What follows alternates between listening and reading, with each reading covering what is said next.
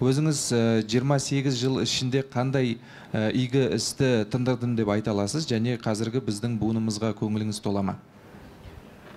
Мен өзімді кәрі деп есептемеймін әлі. Мен ойлаймын, мен келешегім бар адаммын деп. Әйтеуір өз-өзімді сөйтіп алдап қоямын әйтеуір. Менің келешегім алда, артта емес, алда әлі. Енді барлық үлкен маңызды істерім алда деп есептеймін мен. Енді әрине біраз жас өмір сүрдік, көрдік. Сол жылдардың ішінде енді біздің Қазақстан экономикасына қосқан үлесім зор. Көптеген жаңа кәсіпорындарды аштым, комбинаттарды аштым, жай айдалада, ешқандай инфраструктура, инфрақұрылым болмаған жерлерде көптеген кәсіпорын аштым, мыңдаған адамдар, 10 мыңдаған адамдарға жұмыс бердім, қаншама миллиондаған салық төледім. Сондықтан ол жағынан, экономика жағынан мен қосқан үлесім көп.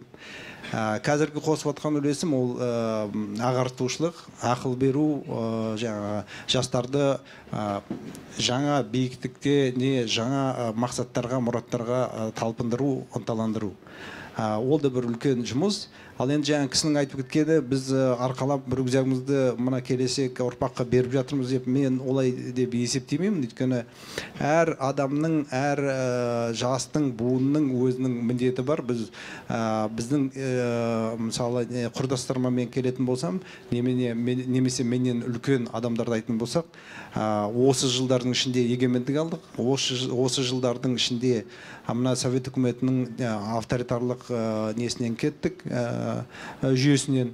Осы жылдардың ішінде Қазақстанның экономикасында көптеген өндірілмейтін заттарды өндіре бастадық. Көптеген нарық экономикасын енгіздік, қисық болса да әйтеуір енгіздік. Көптеген жастарды болашақпен да жібердік, былай да кетіп жатыр қаншама оқуға, шетелге. Сондықтан әрине біздің замандастарымыздың бұдан да көп үлкен ауқымды жұмыс жасауға болар еді. Бірақ бәрі Алланың қолында ғой. Біз әйтеуір амалымызды істедік, әрекетімізді істедік. Қолымыздан келгенше, орыстардың бір жақсы сөзі бар ғой. Я сделал все, что мог, попробуй, кто сможет, сделайте лучше. Сондықтан мына жаңа буынға, жаңа жастарға айтатыным, ешқашан өздерінің деңгейіңді төмен түсірмеңдер. Сендер бұл өмірге тамақ ішіп, әжетханаға бару үшін келген жоқсыңдар. Сендер бұл өмірге нақты үлкен жұмысты атқару үшін келдіңдер. Өздерінің ішкі бағаларыңды төмен түсірмеңдер, жоғары ұстаңдар. Мәртебелерін жоғары ұстап, сосын ешкімнің алдында бастарыңды имеңдер. Сонда көптеген жақсы үлкен деңгейге өздеріңді жетесіңдер, біздің елімізді де жеткізесіңдер.